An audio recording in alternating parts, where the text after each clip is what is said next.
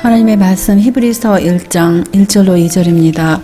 옛적에 선지자들로 여러 부분과 여러 모양으로 우리 조상들에게 말씀하신 하나님이 이 모든 날 마지막에 아들로 우리에게 말씀하셨으니 이 아들을 만유의 후사로 세우시고 또 저로 말미암아 모든 세계를 지으셨느니라. 다시 한번 이 험악한 어두운 세상에서 지난 일주일 동안 우리들을 지켜보아 주신 우리 하나님과 예수님께 영광 돌리고, 여러분 모두 이 예배 시간에 참여하신 모두 참으로 반갑습니다. 지난주에 이어서 오늘도 우리가 그동안에 참으로 익히 본 말씀들이지만 그 말씀의 깊은 뜻을 우리가 놓쳐버리고, 그야말로 이 성경에서 가장 기초적이고 가장 중요한 그러한 말씀을 이제 지난 2주일 동안에 우리가 살펴봤는데요. 이번 주일하고 그 다음에 다음 주일 또 아마 또 그 다음까지 그렇게 이어질지 모르겠는데요. 이 예언의 신에서 과연 신성의 몇 분을 제시하는지 그 말씀을 개인적으로는 우리가 이제 몇 분들하고 공부를 하였지만 아직까지 이렇게 이 공간에서는 안 한 것 같습니다. 그래서 사실은 이 말씀이 볼 때마다 얼마나 중요한지를 그 말씀의 뜻을 깊이 깨닫는 사람을 알 것입니다. 평범한 말씀이지만 이 말씀은 사실은 너무도 중요한 말씀이에요. 그래서 정말 이 시간 동안에 우리가 그동안에 살펴본 말씀이지만 더 깊이 뿌리를 내리고 더 우리 마음이 하늘로 향하는 그런 시간이 됐으면 합니다. 사실 우리가 어쩌다가 뉴스를 볼 때마다 이 세상은 너무도 깜깜하고 너무도 어둡고 너무도 혼란스러워서 주님이 아니면, 우리 예수님이 아니면, 또 말씀이 아니면 우리는 도무지 앞길이 보이지가 않아요. 그리고 이 세상을 살고 싶은 그런 마음조차도 없는 것 같아요. 근데 예수님께서 우리의 대장이 되시고 또 세상 끝날까지 우리와 항상 함께 하시겠다는 그 보증의 말씀 때문에 우리가 날마다 힘을 얻고, 또 이 말씀의 보증 때문에 이렇게 우리의 가는 길이 보여주시기 때문에 이 세상에서도 우리가 살 수 있는 것으로 인해서 다시 한번 우리 하나님께 영광을 돌립니다. 그래서 오늘은 이 예언의 신에서 신성의 몇 분이 계시는가, 이러한 이제 그 질문에 대해서 답을 우리가 발견을 할 것인데요. 경배를 받으실 신성의 몇 분이 계시고, 또 영생을 얻기 위해서 신성의 몇 분을 알아야 하고 또 믿어야 할 분이 신성의 몇 분인가를 지난 주일에서는 성경에서 확인했는데 이제는 예언의 신에서 확인을 해 보시겠습니다.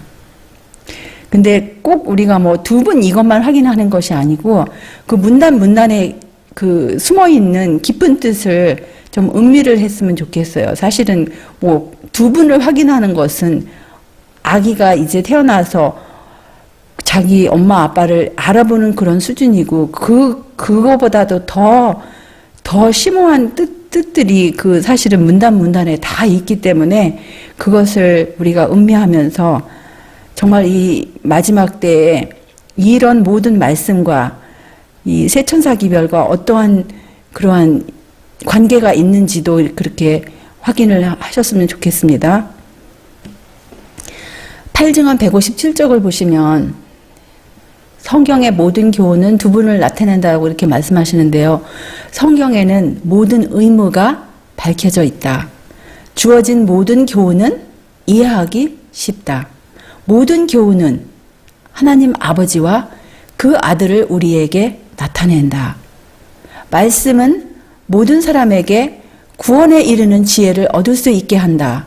말씀 속에 구원의 과학이 분명히 밝혀져 있다. 성경을 상고하라.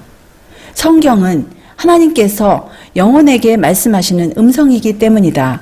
그래서 사실은 이렇게 분명히 이것은 구원의 과학이라고 말씀하시고 또 구원에 이르는 지혜를 얻을 수 있는 그것이 바로 하나님 아버지와 그 예수님을 분명히 나타내는데 또 성경에 모든 의무가 밝혀져 있다는 것은 의무는 뭐예요? 우리가 하나님께 드릴 수 있는 의무가 무엇입니까? 하나님의 명령이 아닙니까? 하나님의 명령에 축약을 할 것 같으면 하나님의 십계명이에요. 사실 그래서 이 두 분을 우리가 성경에는 이제 두 분을 분명히 나타내 주시는데 성경의 그 모든 우리 인간들이 하나님의 명령에 따라서 하나님께 드려야 할 의무가 하나님의 십계명 가운데 하나님에 관련된 그 네 계명의 첫째 계명부터 넷째 계명인데 오늘도 이제 안식일 학교 시간에 안식일 계명에 대해서 우리가 이렇게 이제 공부를 하고 하나님의 인과 안식일 계명 이제 관련 또 14만 4천 이제 공부를 했는데 사실 이 두 분하고 하나님의 인하고도 관련이 있고 하나님의 십계명 중에 네 계명하고도 관련이 있고 특별히 안식일 계명은 관련이 있어요. 왜냐하면 안식일 계명은 그 하나님께서 하늘과 땅과 그 물들의 근원을 만드신 이분이심을 분명히 드러내시고 또 세천사 기별에 하늘과 땅과 물들의 근원을 만드신 이를 경배하라 하셨습니다. 그래서 하늘과 땅과 물들의 근원을 만드신 분이 바로 이 우리가 서두에 보신 그 히브리서 1장 1절로 2절에 보시면 하나님께서 아들을 통하여 만유의 후사로 세우시고 또 그분으로 말미암아서 모든 세계를 지으셨기 때문에 이렇게 십계명의 천지창조에 두 분이 관련되어 있음을 분명히 이제 나타내주고 마지막 세천사 기별에서도 하늘과 땅과 물들의 근원을 만드신 이를 경배하는 것도 이렇게 예수님 재림 전에 분명히 밝혀져야 할 진리임을 우리가 깨달을 수 있어요. 부조와 선지자 34쪽에 보시면 옛적에 선지자들로 여러 부분과 여러 모양으로 우리 조상들에게 말씀하신 하나님이 이 모든 날 마지막에 아들로 우리에게 말씀하셨으니 이 아들을 만유의 후사로 세우시고 또 저로 말미암아 모든 세계를 지으셨니다. 이 말씀을 인용하시면서 계속하여서 아버지께서는 하늘의 모든 존재자를 창조하심에 있어서 그분의 아들을 통하여 일하셨다. 그래서 예언의 시는 성경 말씀과 항상 일치를 합니다. 그런데 성경 말씀이나 예언의 신에서 어떤 부분은 사람들이 오해를 하고 원래 하나님께서 의도하시 않은 대로 사람들이 해석을 하고 그것을 억지를 부리기 때문에 오류로 빠지는 것처럼 역시 마찬가지로 분명히 드러난 그 예언의 신의 모든 증거물을 무시하고 자기들이 이해하지도 못하는 거 그거를 한두 가지를 가지고 그렇게 고집을 부리면 전체가 보이지가 않고 전체도 보이지 않을 뿐만 아니라 오류가 전체인 것처럼 착각을 하고 신앙생활을 하는 그러한 큰 실수를 저지를 수밖에 없는 것이에요. 근데 분명히 여기 말씀하시기를 성경의 모든 교훈을 두 분을 나타내고 말씀은 모든 교훈은 이해하기 쉽다고 하셨어요. 이해하기 쉬운 부분을 우리가 이해를 해야 되지 이해할 수도 없는 걸 가지고 인간의 억지로 해석을 하다가 큰 낭패에 이르를 수밖에 없는 거예요. 여기 또한 이렇게 말씀하셨어요. 대쟁투 493쪽을 보시면 하늘 아버지께서는 그리스도를 통하여 하늘에 있는 모든 것들을 창조하셨다. 성경 말씀이 여기 히브리서 1장 1절로 2절이 이해하기 쉬운 것처럼 예언의 신에서도 얼마나 이해하기가 쉽습니까? 아버지께서 그리스도를 통하여 이렇게 창조하셨다고 말씀하시고 골로새서 1장 16절을 또 인용을 하십니다. 만물이 그에게 창조되되 하늘과 땅에서 보이는 것들과 보이지 않는 것들과 혹은 보좌들이나 주관자들이나 정사들이나 권세들이나 만물이 다 그로 말미암고 그를 위하여 창조되었다.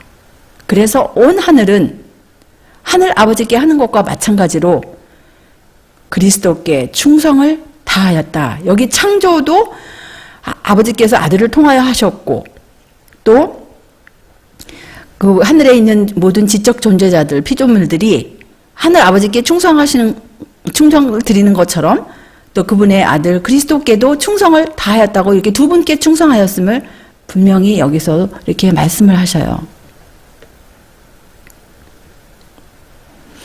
살아나는 이들 20쪽에 보시면 아버지와 아들께서는 인이 숙고하신 위대하고 경이로운 사업, 세상을 창조하시는 일을 실행하셨다. 살아남는 이들은 참으로 아주 쉬우면서도 이해하기 쉽게 아주 그 구속의 경륜을 이렇게 조그만 책자이지만 축약을 해서 펼쳐낸 책인데, 이게 번역할 때 직역을 했으면 너무나 좋아요. 아버지와 아들께서는 이렇게 했어야 되는데 무슨 이유인지는 몰라도 성부와 성자께서는 이런 식으로 번역을 했어요. 근데 사실은 성부 하면은 홀리 파더 아니면 홀리 선 뭐 이런 식으로 해가지고 꼭 저기 삼위일체의 그런 단어들을 서술하는데, 사실은 그 직역을 할 것 같으면 아버지와 아들께서는 이렇게 해야 돼요.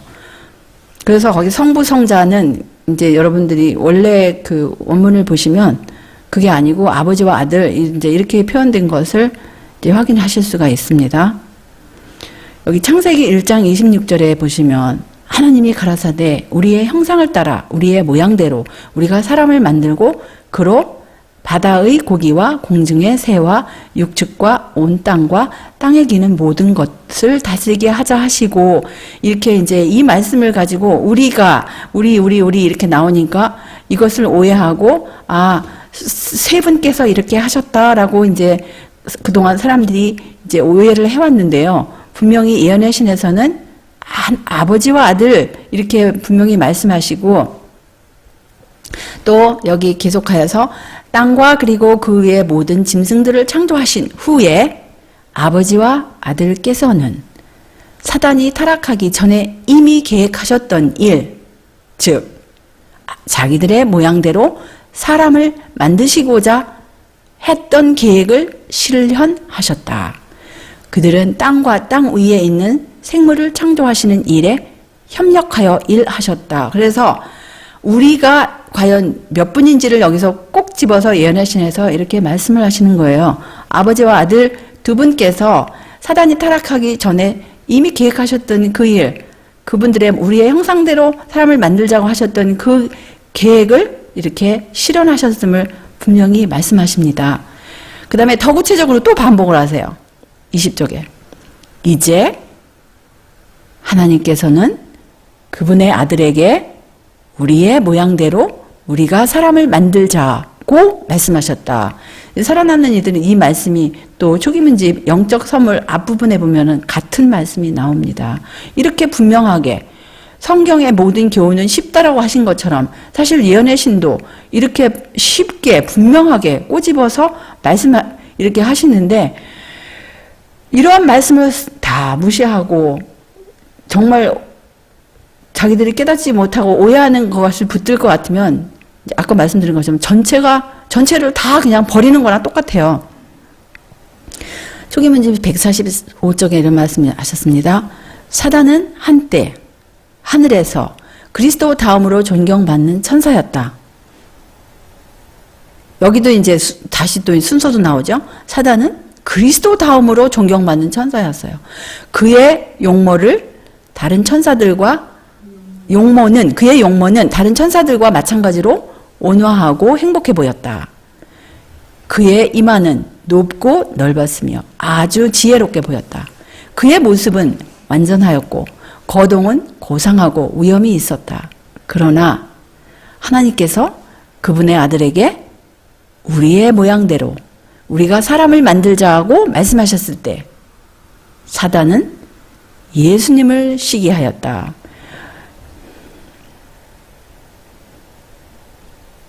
특이하죠.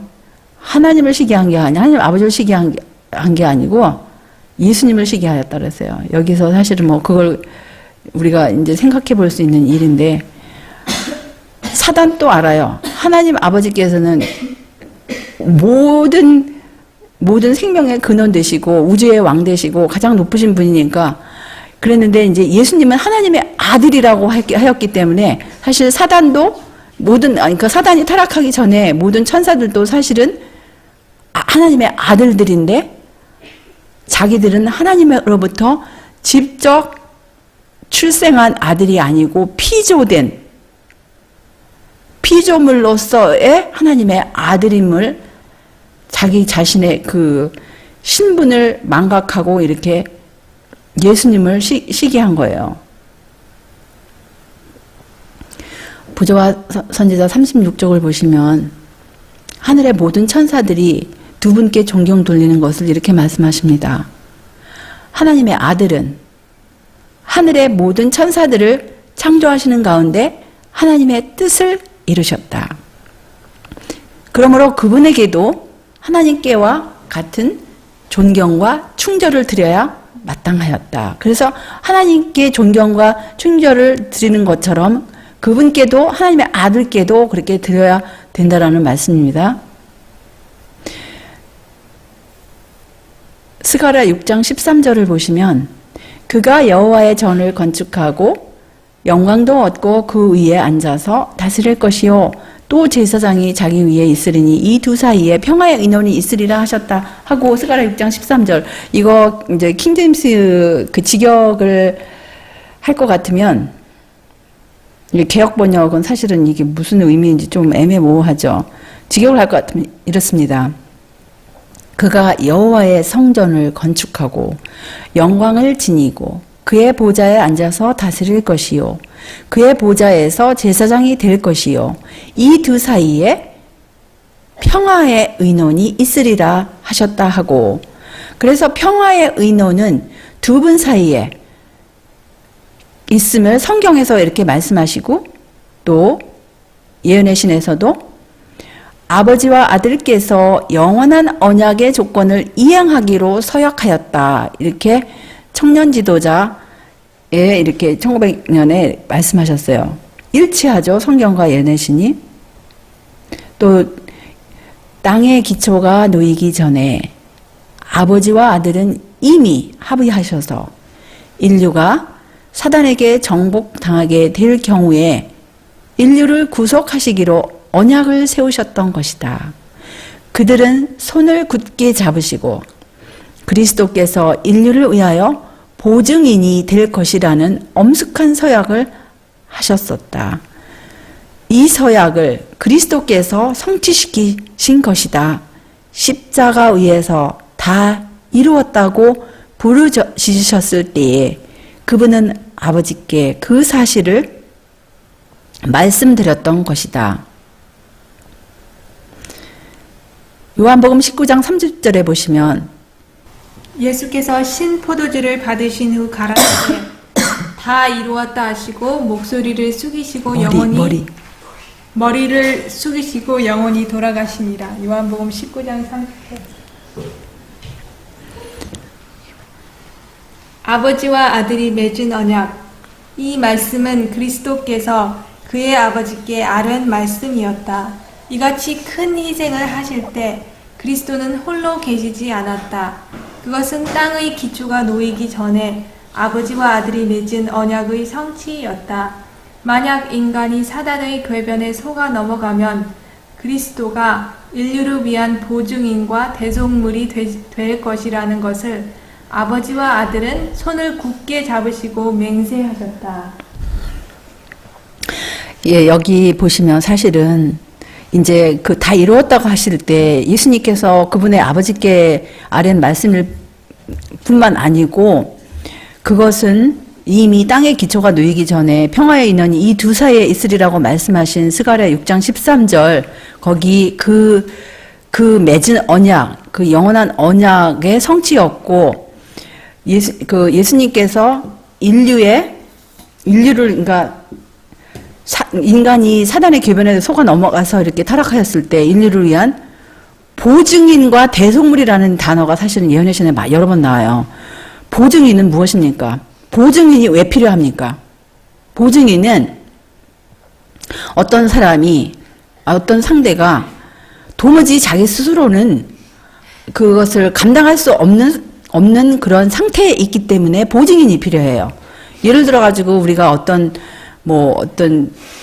무슨 돈을 빌린다든지, 사실 돈을 빌리는 것은 상당히 위험한 일이죠. 지금 특별히 이 마지막 시대에서는 돈을 빌린다든지 그럴 때는 그것을 뒷받침할 수 있는 어떤 보증물이 있든지 보증인이 있든지 해야 돼요. 보증물 어떤 자기의 다른 돈을 빌리기 위해서 자기의 어떤 부동산이 있다든지 아니면 자기가 부동산도 없고 아무것도 없으면 그것을 커버할 수 있는, 그것을 대체할 수 있는 돈을 가진 다른 뭐 친척이라든지 친구라든가 이런 보증인이 필요한 것처럼 우리 인류가 죄를 지으고 나서는 우리 스스로는 이제는 완전히 무용지물 내지는 우리는 완전히 죄에 팔려서 사단의 소나기 안에 들어간 그야말로 사단의 종이 된 사람들이에요. 그런데 예수님께서 보증인이 되시고 대속물은 무엇입니까? 대속물은 죄의 삭은 사망인데 우리가 죄를 지었기 때문에 우리가 영원히 우리는 죽어야 되고 우리는 더 이상 소망이 없었는데 예수님께서 우리의 그 죄 값을 치르셨기 때문에 십자가에서 다 이루셨기 때문에 우리가 다시 아버지께로 나아갈 수 있고 우리가 회개하고 예수님의 그 보혈을 힘입어서 죄사함을 받을 뿐만 아니라 하나님의 모든 계명을 우리가 순종할 때에는 정말 우리가 다시 아버지께로 갈 수 있도록 이렇게 대속하셨기 때문에 예수님은 우리의 대속물이 되신 것입니다. 그렇게 그러한 어마어마한 사실 것을 이루신 것이 그 평화의 의논 가운데 이루신 모든 계획을 이루신 것이 사실은 이제 예수님께서 십자가에서 다 이루었다라고 그렇게 이루셨는데 지금 이제 하늘 지성소에서 이제 마지막으로 이 주님의 구원받아야 할 후사들을 위해서 이제 우리를 위해서 그렇게 이제 주님께서 이제 다시 하늘 성소에서 봉사를 하고 계시는데 사실은 오늘은 뭐 그것이 주제가 아니기 때문에 여기서 멈추고요. 이 마태복음 27장 51절에 보시면 이에 성소 휘장이 위로부터 아래까지 찢어져 둘이 되고 땅이 진동하며 바위가 터지고 그러니까 예수님께서 십자가에 돌아가셨을 때 다 이루었다고 말씀하셨을 때 그 성소 휘장이 위로부터 아래까지 찢어지고 땅이 진동하고 바위가 터진 사건을 이렇게 말씀하십니다. 그리스도께서 다 이루었다고 부르짖으셨을 때 하나님의 보이지 않는 손이 튼튼한 실로 짠 성소의 휘장을 위에서 아래까지 찢으셨다. 지성소로 나아가는 길이 나타났다. 하나님은 만족한 마음으로 고개를 숙이셨다. 이제는 공의와 자비가 한데 섞일 수가 있다. 그는 공의로운 분이지만 그리스도를 믿는 모든 자를 의롭다고 하실 수도 있으시다. 그분은 십자가 위에서 숨을 거두시는 희생 제물을 바라보시고 다 이루었다. 인류에게 다시 한번 더 기회를 주겠다고 말씀하셨다. 구속의 값은 치루어졌고 사탄은 하늘에서 번개같이 떨어졌다. 그래서 사탄이 이제 더 이상 하늘에 들락거릴 수가 욥기에 보시면 사탄이 이제 하나님께서 네가 어디서 왔느냐 그러니까 내가 이리저리 왔다 갔다 하다가 이제 왔다고 이렇게 대답을 했습니다.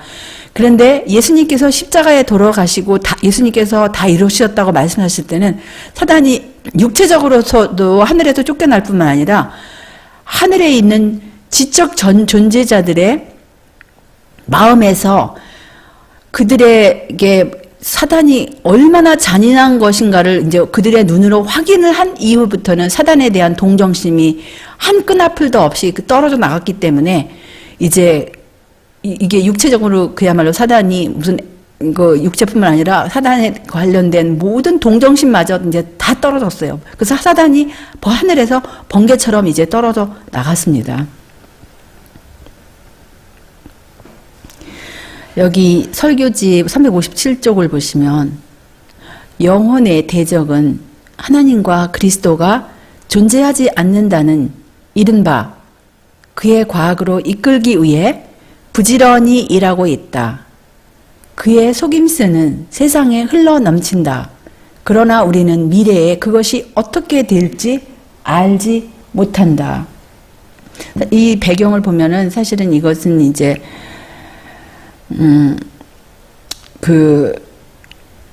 살아있는 성전이라는 책자를 쓴 켈록 의사가 이제 타락하고 그런 배경에서 이제 이런 말씀들이 나왔는데요.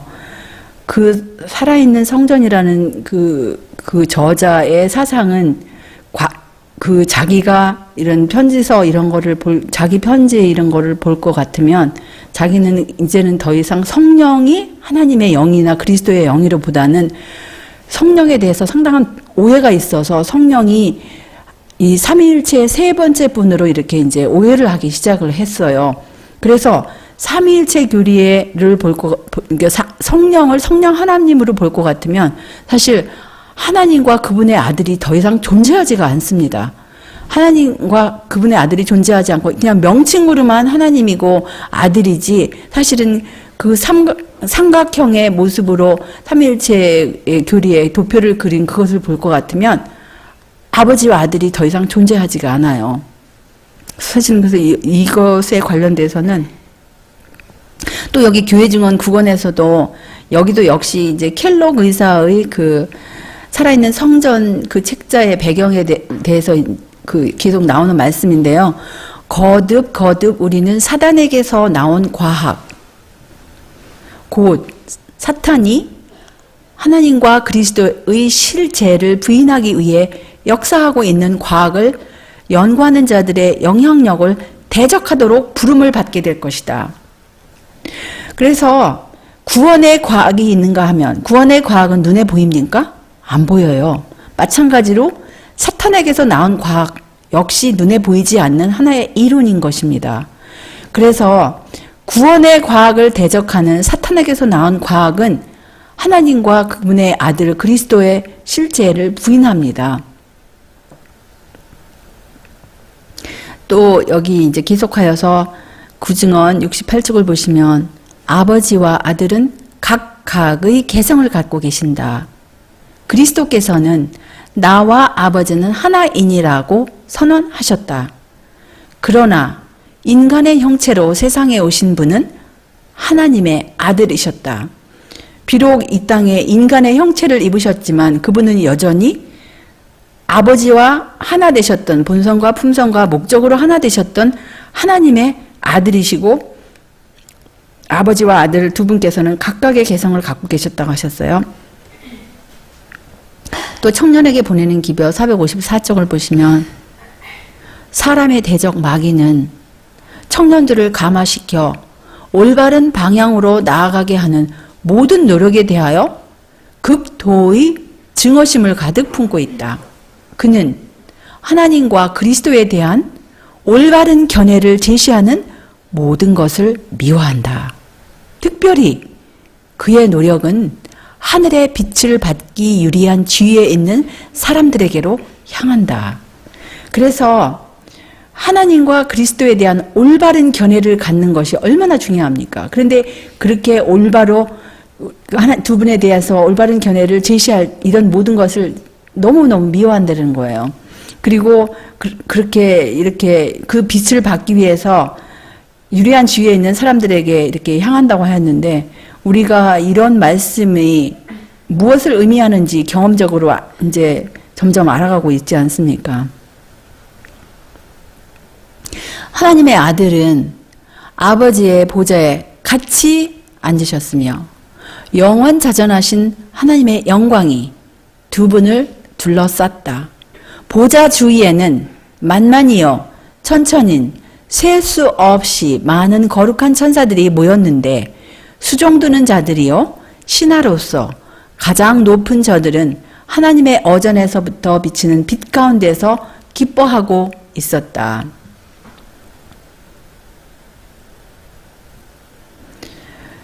회집된 하늘의 거민들 앞에서 우주의 왕은 하나님의 독생자이신 그리스도 밖에는 아무도 당신의 계획에 완전히 참여할 수 없으며 그분에게 당신의 뜻의 위대한 도모 아니면 계획들을 수행하도록 위임하셨다고 선언하셨다. 이 예언의 신의 말씀입니다. 그래서 우주의 왕이 계시고 또 우주의 왕 되신 분 하나님 아버지의 독생자이신 그리스도 밖에는 그분의 계획에 아무도 참여할 수 없음을 여기서 분명히 밝히고 계세요. 또 대쟁도 493쪽에 보시면 말씀이신 그리스도 하나님의 독생자는 그 본질과 아니면 본성과 품성과 목적에 있어서 영원하신 하나님 아버지와 하나였고 온 우주에서 무슨 일에든지 하나님과 함께 의논하고 계획하시는 유일의 분이셨다. 사실은 이거 아버지와 아들을 이해하지 못하는 사람들은, 이제 삼일체를 믿는 사람들은 삼일체가 틀렸다고 똑바로 이렇게 정면으로 말하는 그런 문장을 보여주면 내가 당신들의 말을 믿겠다. 아니, 우리가 어떤 것을 서술을 할 때 여러 방면으로 우리가 설명을 할 수 있습니다. 예를 들어서 우리 친척 관계도 여러 관계로 할 수 있어요. 예를 들어가지고 자기 부인을 지칭할 때 내 부인이다 할 수 있고, 아니면은 자기 아들의 이름을 일컬어가지고 아무개 내 아들의 엄마다 말할 수 있고, 아니면 그 자기 부인의 부모의 이름을 지칭해서 누구누구의 딸이다 이런 식으로 할 수 있는 것처럼, 또 한국의 한 지역을 지칭할 때도 한 나라를 지칭할 때도 우리가 살고 있는 대한민국을 대한민국이라도 할 수 있어요. 아니면 옛날 이름을 따서 조선이라고 어떤 사람들은 아직까지 합니다. 그 다음에 그냥 짧게 말해서 한국이라고도 할 수 있어요. 그렇게 하는 것처럼, 근데 여기처럼 이렇게 분명하게 유일의 분이다. 하나님 아버지와 하나 되시는 유일한 분이시다. 이거보다 더 직접적으로 그런 말씀하시고 진리를 분명하게 드러나고 이렇게 쉽게 말씀하시는 것은 싹 무시하고 설명할 수도 없고 이해할 수도 없고, 그런 오류들은 굳게 붙잡는 이것은 정말 정말 우리가 답답한 일입니다. 또 대쟁투 503쪽을 보시면 몇 분의 희생인지 이렇게 분명히 말씀하셨는데요. 무한한 사랑이 하나님 아버지와 아들을 강권하여 죄인들을 구원하고자 치르게 한 희생, 곧 이 속죄의 계획 이외에 다른 방법으로는 할 수 없었던 그 희생은 공의와 자비가 하나님의 율법과 그분의 정부의 기초가 된다는 사실을 온 우주에 실증해 준다. 그래서 두 분께서 희생하셨음을 분명히 이렇게 말씀을 하시고요.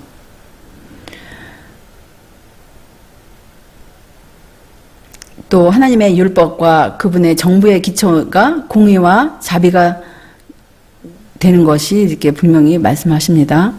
또 671쪽을 보시면 하나님 아버지와 그러니까 하나님 아버지와 아들 예수님께서 인류를 위하여 베푸신 큰 희생이 분명히 제시되었다. 또 여기 이제 루비언 헤럴드에 보시면 구원의 위대한 선물은 아버지와 아들의 무한한 희생으로 우리에게 주어진 바 되었다. 그러므로 구원을 등한히 하는 것은 아버지와 또한 아버지께서 보내신 그 아들을 아는 것을 등한히 하는 것이다. 그래서 여기 두 분의 희생을 우리가 그냥 그래 두 분께서 희생하셨지, 그게 아니에요. 이것을 등한히 하는 것은 구원을 등한히 하는 것이라고 여기서 또 분명히 이렇게 말씀하시는 거예요. 진짜 이 마지막 때에 우리는 더 이상 중세 시대가 아니에요. 재림 전에 분명히 밝혀져야 할 그 진리, 하늘과 땅과 물들의 근원을 만드신 분이 누구신가를 밝혀져야 할, 그 세천사 기별이 밝혀져야 할 이 시대에 살고 있습니다. 우리는 더 이상 중세기 동안에 그런 시대에 살고 있지 않습니다. 또 여기 뭐라고 말씀하시냐면, 이 기도력에 This Day with God이라는 기도력에, 그러니까 오늘도 하나님과 함께라는 기도력에 290쪽에 이런 말씀이 있어요. 하나님과 그리스도께서만 인간의 영혼들을 구원하기 위하여 어떠한 값을 치루었는지 아신다. 우리를 위하여 하나님의 아들께서는 가난하게 되셔서 우리가 그분의 가난함을 통하여 영원한 부와 함께 부욕해 하기 위하여 가난하게 되셨다. 그분의 사랑은 비할 데 없다. 그래서 여기 이제 두 분께서만이 인간의 그 죄인, 그러니까 죄인들 된 우리 인간의 영혼을 구원하기 위해서 어떠한 값을 치르셨는지 아신다고 이렇게 말씀하시는데 어떻게 여기에 다른 무슨 핑계가 있을 수 있습니까? 또 여기 이제 목사들에게 보내는 권면 453쪽에 보시면 하늘로 가는 길이 아버지와 아들의 무한한 값을 치르고 활짝 열렸다. 여러 책에서 여러 같은 저자이지만 하나님의 영의 감동으로 이렇게 반복 여러 방면에서 반복을 하고 계세요. 또 부조화 선지자 70쪽에 보시면 그렇게 오랫동안 이 세상에서 진행되어 오던 대쟁투의 승부가 그때 판가름이 났다. 승리자는 그리스도이셨다. 그분의 죽음은 아버지 하나님과 아들이 사람을 위하여 자기 부인과 희생의 정신을 발휘하실 만큼 충분한 사랑을 가지셨는지에 대한 의문을 풀어주었다. 사단은 거짓말쟁이요 살인자로서의 자신의 참 성격을 드러냈다. 그 다음에 여기 이제 교육에 관해서 특별 증언 Special Testimony on Education 21쪽에 이렇게 말씀하십니다. 인류는 하나님과 그의 아들 예수 그리스도께 무한한 값의 대가를 치르게 하였다.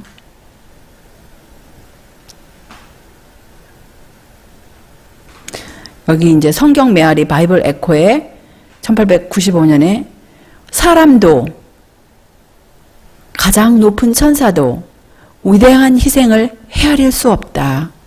그것은 오직 아버지와 아들만이 아신다. 이렇게 지금 여러 방면에서 그 위대한 희생을 치르신 분이 두 분만임을 또 두 분만이 아시는 것을 반복 이곳저곳에서 뭐 진짜 몇 년에 걸쳐서 이렇게 반복을 하고 계세요. 왜 그러셨을까요? 앞으로 이런 배도가 일어날 것을 분명히 계시 가운데 그걸 보셨을 것입니다. 그래서 한두 번 이렇게 반복하는 것이 아니고 여러 번 이렇게 반복을 하고 계시는 것이에요. 살아남는 이들 25쪽에 보시면 사탄이 자기가 타락하기 전에 몇 분을 찬양하였나 이렇게 말씀하세요. 하나님과 그의 귀하신 아들에게 기쁨과 행복의 찬양을 부를 시간이 다가오면 사탄은 하늘 찬양대를 지휘하였었다. 그가 먼저 곡조를 시작하면 모든 천사의 무리가 그와 연합하여 하나님과 그 사랑하는 아들을 존경하는 찬양을 불렀고 그 영화로운 음악 소리는 온 하늘에 울려 퍼졌다. 그래서 여기는 이제 사실은 이 한 문단 속에 사실 두 문장인데요. 두 분에게 이렇게 찬양을 돌리고 그 존경하는 찬양을 부르는 것을 이렇게 말씀을 하고 계십니다. 또 이제 여기 이제 부조화 선지자 말씀인데요. 루시퍼도 그들과 함께 부복하였으나 그의 마음속에는 일종의 이상하고 맹렬한 투쟁이 있었다. 진리와 공의와 충성은 시기와 질투로 더불어 투쟁하고 있었다.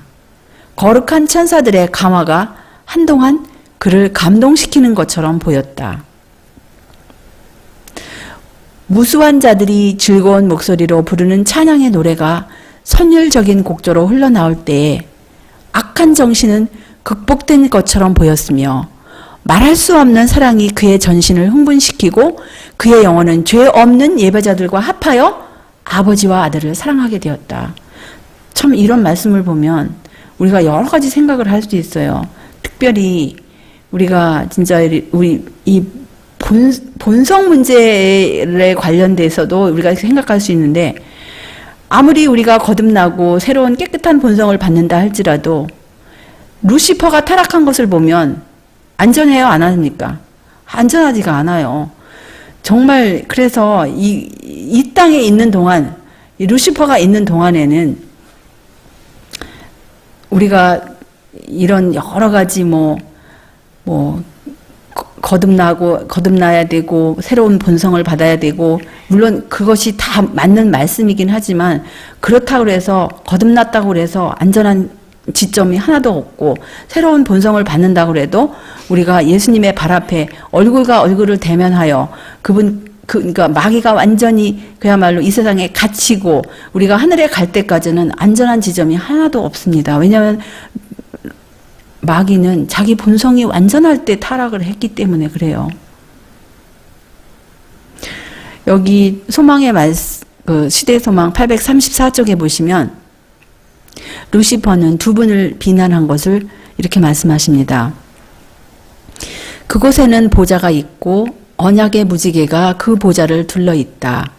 거기에는 그룹과 스랍들이 모여 서 있고 하늘 군대의 지휘자들과 하나님의 대표자들이 그 앞에 모인다.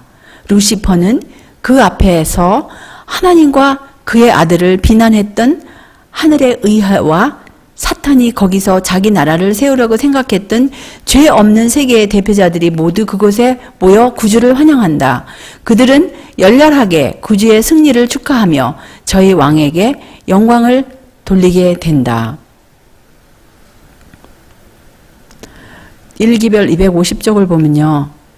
하나님과 그리스도께서는 사탄의 배도와 배도자의 기만적인 세력으로 말미암아 아담이 타락할 것에 대하여 태초부터 알고 계셨다. 그래서 사단이 타락할 것과 또 아담과 하와가 타락할 것에 대해서 태초부터 알고 계신 분은 두 분밖에 없어요.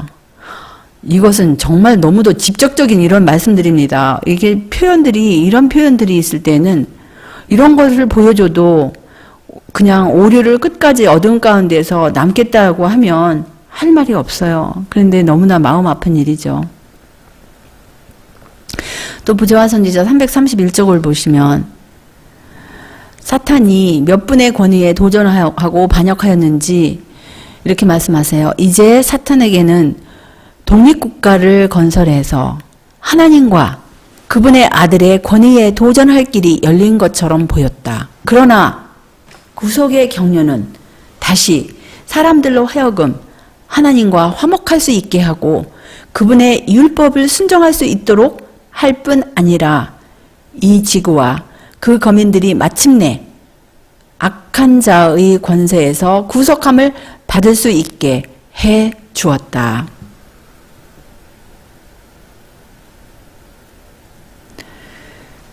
그 다음에 살아남는 이들 29쪽에 보시면 드디어 사탄은 절망과 나약한 감정을 버리고 그들의 지도자로서 그 일을 감행하고 하나님과 그 아들의 권위에 반항하기 위하여 자기의 온갖 노력을 다하기로 굳게 결심하였다. 참 어리석은 사탄이 아닙니까? 자기가 정말 하나님 그런 자기 마음이 하나님 아버지와 또 예수 그리스도를 봤을 그 앞에서 그렇게 찬양의 노래를 부르고 마음이 감동을 받고 사랑의 마음으로 찼을 때 거기서 회개하고 돌이켰으면 타락하지 않았을 터인데 그런 것을 물리치고 그런 감화 감동을 물리치고 이렇게 나쁜 감정으로 두 분의 권위에 반항하기로 마음을 굳게 하는 이러한 어리석은 결심을 봤을 때 정말 우리 하나님 아버지와 예수님께서 얼마나 마음이 아프셨을까요? 그래서 이것은 우리에게도 한 교훈이에요. 우리가 어떤 정말 하나님의 그 영의 감동을 받았을 때 즉시 회개하고 그분께로 이게 충성하기로 결심하지 않으면 마귀의 이러한 미련한 그러한 영이 우리로 하여금 더 미련하고 반항적으로 가지 않도록 정말 우리는 우리 자신을 두려움과 떨림으로 우리 구원을 이루어야 될 것임을 우리가 다시 한번 확인할 수 있어요. 또 1기별 194쪽을 보시면 만일 우리가 교묘하게 꾸며낸 우화를 따른다면 우리는 하나님과 그리스도를 대항하는 원수의 세력에 합세하게 되는 것이다. 이것도 이제 배경을 보시면 이쯤에 이 글들은 켈로 그 의사가 살아있는 성전 책자를 편찬하고 또 끝까지 자기의 그런 진리에서 벗어나서 오류를 주장하는 그러한 것에 대해서 이제 하시는 말씀인데요. 교묘하게 꾸며낸 우화라고 그랬어요. 그래서 여기 이제 그녀가 쓴 그것을 볼 것 같으면 그 우화라는 단어가 사실 이제 fable이라는 단어를 사용했는데 cunningly devised fable이라고 이렇게 이제 그렇게 그 단어도 사용했는데 그 fable이라는 단어를 보면은 사실 뭐 한국 번역은 우화라고도 했는데 맞아요. 우화도 되고 또 어떠한 꾸며낸 이야기 아니면 신화 지어낸 이야기 그러니까 꾸며낸 이야기예요. 사실 진리가 아닌 것들은 사실은 다 꾸며낸 이야기입니다. 특별히 그 하나님에 관련된 진리를 빗나간 거 이것은 이제 신화인데 그것은 아버지와 아들을 대항하는 그러한 원수의 세력에 합세하는 거예요. 그러니까 아버지와 아들에 관련된 진리를 오해하고 그것을 퍼뜨리면 결국은 사탄의 세력에 합세하게 되는 것입니다. 여기 오증언 291쪽을 보시면 사탄이 몇 분에게 불만이 있었는지 이렇게 말씀하십니다. 사탄이 하늘에서 불만을 품게 되었을 때 그는 자신의 불평을 하나님과 그리스도 앞에 털어놓지 않았다. 그는 그를 완전하다고 생각한 천사들에게 가서 하나님께서 그리스도를 그 자신보다 더 좋아하심으로 불공평하게 그를 취급하셨다고 했다. 이런 그릇된 말을 한 결과로 천사들 중 3분의 1은 그를 동조하게 되어 그들의 순결과 그들의 높은 지위와 그들의 행복한 집을 잃어버렸다. 사탄은 그가 하늘에서 시작한 것과 똑같이 질투하고 악한 추측을 하는 그 일을 지상에서 계속하기 위하여 사람들을 충동하고 있다. 여기 계시록 12장 7절 10절에 보시면 하늘에 전쟁이 있었으니 미가엘과 그의 사자들이 용으로 더불어 싸울새 용과 그의 사자들도 싸우나 이기지 못하여 다시 하늘에서 저희 있을 곳을 얻지 못한지라. 큰 용이 내어 쫓기니 옛뱀 곧 마귀라고도 하고 사탄이라고도 하는 온 천하를 꿰는 자라. 땅으로 내어 쫓기니 그의 사자들도 저와 함께 내어 쫓기니라. 내가 또 들으니 하늘에 큰 음성이 있어 가로되 이제 우리 하나님의 구원과 능력과 나라와 또 그의 그리스도의 권세가 이루었으니 우리 형제들을 참소하던 자 곧 우리 하나님 앞에서 밤낮 참소하던 자가 쫓겨났고 또 여러 형제가 어린 양의 피와 자기 증거하는 말을 인하여 저를 이기었으니 그들은 죽기까지 자기 생명을 아끼지 아니하였도다. 그러므로 하늘과 그 가운데 거하는 자들은 즐거워하라. 그러나 땅과 바다는 화 있을진저 이는 마귀가 자기 때가 얼마 못된 줄을 알므로 크게 분내어 너희에게 내려갔음이라. 이렇게 말씀하셨는데요. 여기 삼증언 328쪽을 보시면 사탄은 하늘에서 동조자들을 가졌으며 많은 숫자의 천사들을 자기 편에 끌어들였다. 하나님과 그리스도와 하늘의 천사들이 한편에 있었으며 사탄이 다른 편에 있었다. 하나님과 그리스도의 무한하신 능력과 위엄에도 불구하고 천사들은 싫어하게 되었다. 여기도 분명히 이제 하나님과 그리스도 그 다음에 하늘 천사들 한편에 있고 그 다음에 타락한 천사들이 있습니다. 또 무한하신 능력과 위엄도 역시 하나님과 그리스도 두 분만이 계시죠. 사탄의 미묘한 암시가 효과를 발휘하였으며 그들은 아버지와 아들이 그들의 원수이며 사단이 그들에게 은혜를 베푸는 자라고 믿는 지점까지 실제로 이르게 되었다. 이렇게 한때는 거룩하였던 천사들도 그렇게 그 사단의 거짓의 암시에 효과를 얻고 이렇게 엉뚱한 결론에 이렇게 엉뚱하게 믿게 되는 이런 완전히 속임을 당하는 그런 끔찍한 일이 벌어졌습니다. 그래서 자기들이 원수라고 생각하는 분은 아버지와 아들 두 분이 그 자기들의 원수라고 이렇게 착각을 했어요. 계속하여 사탄은 자기의 반역에 천사들 중 3분의 1을 가담시켰다. 저들은 아버지와 그분의 아들로부터 돌아섰으며 반역의 선동자에게 가세하였다. 그래서 거룩한 천사들이 타락한 이후에 돌아선 분이 바로 아버지와 아들 두 분이에요. 그래서 이제 여기 보시면 사탄은 두 분에 대해서 이제 계속 그 이유로 거짓말을 해왔는데요. 사탄은 천사들에게 하였던 것과 같이 사람들에게도 하나님과 그리스도에 대해서 계속 거짓말을 해왔고 세상을 자기 편으로 만들어 놓았다. 심지어 그리스도를 믿는다고 하는 교회들까지도 큰 배도자의 편을 들기에 이르렀다. 이렇게 말씀하셨어요. 그래서 정말 하늘에서 그렇게